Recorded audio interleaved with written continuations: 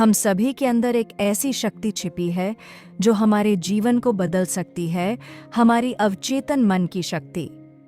Joseph Murphy की यह किताब इसी अद्भुत शक्ति को समझाने की कोशिश करती है। एक ऐसी शक्ति जिसे हम रोज इस्तेमाल करते हैं पर महसूस नहीं करते। हर इंसान दो तरह के मन से बना है।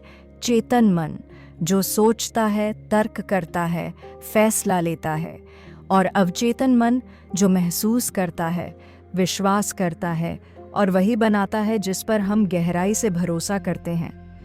यह अवचेतन मन किसी कंप्यूटर की तरह काम नहीं करता, बल्कि एक उर्वर भूमि की तरह है जिसमें जो बीज बो दिए जाएं वही उगते हैं। अगर हम डर का बीज डालेंगे तो डर उगेगा। अगर विश्वास और सफलता का बीज डालेंगे तो वही हमारे जीवन में फलेगा। किताब बताती है कि हमारे जीवन में जो भी समस्याएं आती हैं, कमियां, परेशानियां, असफलताएं, वे कई बार बाहरी नहीं बल्कि अंदरूनी होती हैं। अवचेतन मन वही सच मान लेता है जो हम उसे बार बार बताते हैं।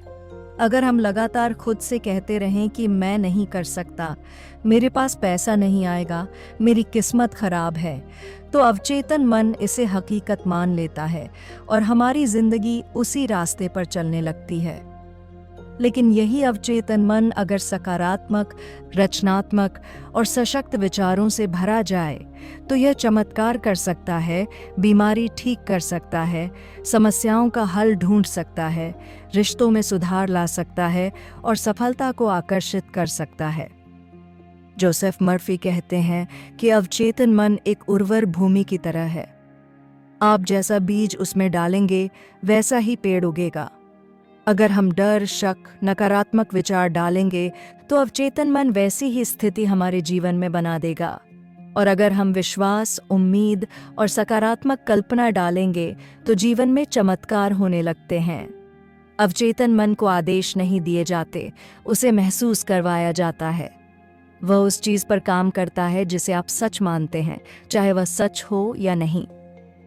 कई लोग पूरी जिंदगी मेहनत करते रहते हैं लेकिन सफलता नहीं पाते क्योंकि उनका अवचेतन मन उन्हें बार बार रोकता रहता है।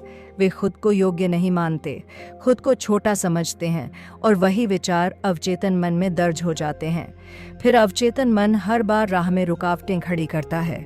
जोसेफ मर्फी कहते हैं कि अगर आप अपने अवचेतन मन में यह विश्वास जमा दें कि मैं सफल हूँ, मैं योग्य हूँ, मेरे जीवन में अच्छा ही अच्छा होगा, तो परिस्थितियां भी उसी दिशा में बदलने लगती हैं।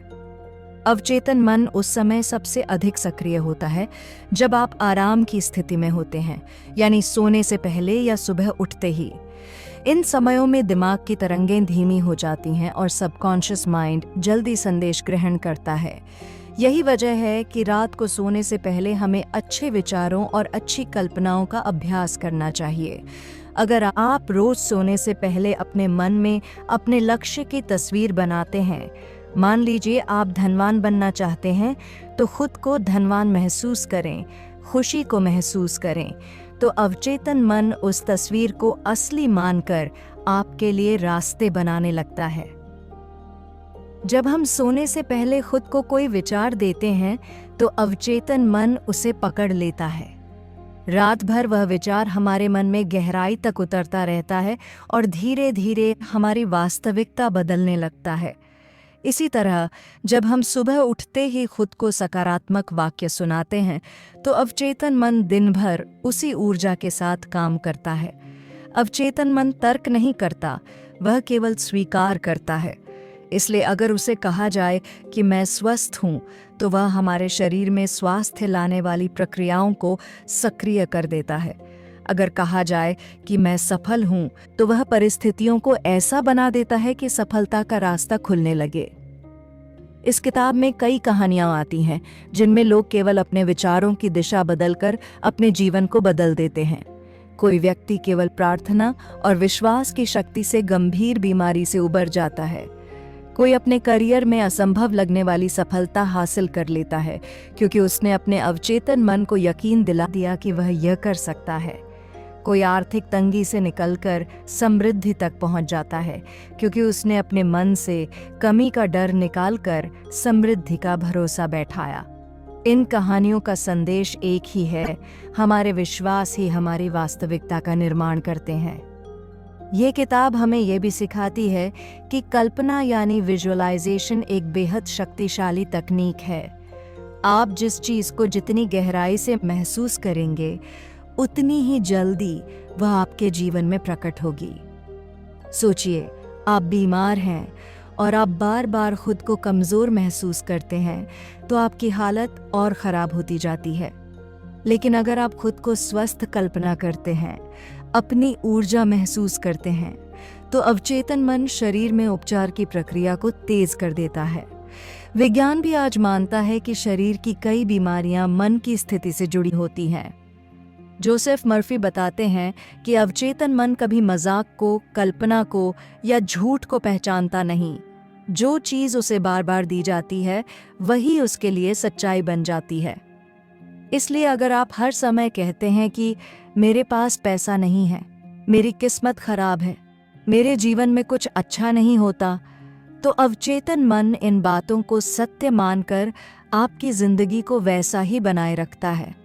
लेकिन जिस दिन आप कहना शुरू कर देंगे कि मैं धनवान हूँ, मुझे हमेशा सही मौके मिलते हैं, मेरी जिंदगी चमत्कारों से भरी है, उसी दिन से बदलाव शुरू हो जाता है। इस किताब का एक महत्वपूर्ण संदेश यह भी है कि डर अवचेतन मन का सबसे बड़ा शत्रु है। जब भी हम डरते हैं, हमारा अवचेतन मन तुरंत उस डर की दिशा में काम शुरू कर देता है।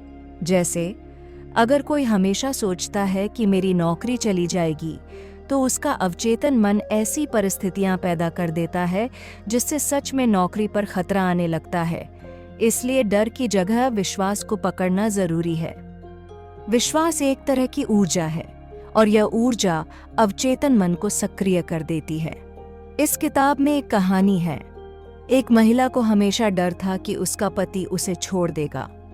वह सुबह शाम यही सोचती रहती थी, डरती रहती थी, और कुछ सालों बाद वही हुआ। अवचेतन मन उस डर को सच करने के लिए बार बार चीजों को गलत दिशा में मोड़ रहा था। दूसरी ओर एक व्यक्ति था जिसे अपनी सफलता पर इतना विश्वास था कि असफलता उसके मन में आ ही नहीं सकती थी। आज वह करोड़पति है। उसका अवचेतन मन लगातार उसके लिए अवसर बनाता गया। अवचेतन मन को बदलने का एक बहुत आसान तरीका है एफर्मेशंस, यानी सकारात्मक वाक्य। अगर आप दिन में 10 से 15 मिनट शांत होकर बैठें और खुद से कहें, मैं शांत हूँ, मैं सुरक्षित हूँ, मैं सफल हूँ, मेरा अवचेतन मन मेरे लिए चमत्कार कर रहा है, तो कुछ ही दिनों में आपका दिमाग इन वाक्यों को सच मानने लगेगा। और जब अवचेतन मन किसी चीज को सच मान लेता है, तो पूरा ब्रह्मांड उसी को सच करने में लग जाता है। अवचेतन मन रिश्तों में भी गहरा असर डालता है। अगर आप हमेशा महसूस करते हैं कि लोग आपको पसंद नहीं करते, तो आपका व्यवहार भी वैसा ही हो जाता है कि लोग सच में दूर होने लगते हैं।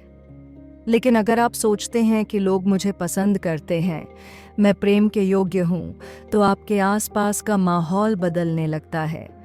जोसेफ मर्फी का कहना है कि प्रेम का भाव अवचेतन मन को बेहद तेजी से सकारात्मक दिशा में ले जाता है। अवचेतन मन को बदलने के लिए एक और तकनीक है लेटिंग गो, यानी छोड़ देना। जब आप किसी इच्छा को बहुत ज्यादा मजबूरी के साथ पकड़ लेते हैं, तो अवचेतन मन तनाव में आ जाता है और वह चीज दूर होने लगती है। लेकिन जब आप विश्वास के साथ अपनी इच्छा को छोड़ देते हैं और कहते हैं कि जो होना है वह सबसे अच्छे रूप में होगा, तब चीजें तेजी से आपके पक्ष में चलने लगती हैं। यही कारण है कि कई बार जब लोग चीजों के पीछे भागना छोड़ देते हैं, तभी वे चीजें आसानी से मिल जाती हैं। किताब ये भी बताती है कि अवचेतन मन दूसरे लोगों की नीयत या दुनिया की कोशिशों से प्रभावित नहीं होता। वह सिर्फ उसी चीज को मानता है जो आप खुद उसके अंदर डालते हैं। इसलिए अगर आप खुद को बदलने की क्षमता रखते हैं, तो पूरी दुनिया आपके लिए बदलने लगती है। आखिर में इस किताब का सार ये है कि हमारा जीवन बाहर से नहीं बदलता, यह अंदर से बदलता है। हम दुनिया को नहीं बदल सकते, लेकिन हम अपने विचार बदल सकते हैं।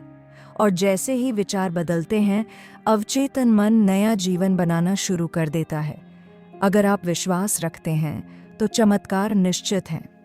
बस हर दिन अपने मन में यह भावना जिंदा रखें कि मेरा अवचेतन मन मेरी सबसे बड़ी शक्ति है। मैं जो सोचता हूँ वही बनता हूँ। मेरे भीतर असीमित क्षमता है और मैं हर दिन उसे सक्रिय कर रहा हूँ। मेरी जिंदगी चमत्कारों से भरी है। धीरे धीरे आप देखेंगे कि आपकी पूरी दुनिया बदलने लगी है। आपके रिश्ते, आपका करियर, आपका स्वास्थ्य, आपका धन, आपकी मानसिक शांति, सब एक एक करके बेहतर होने लगते हैं। यही the power of your subconscious mind का सबसे बड़ा संदेश है। विश्वास रखो, चमत्कार होगा।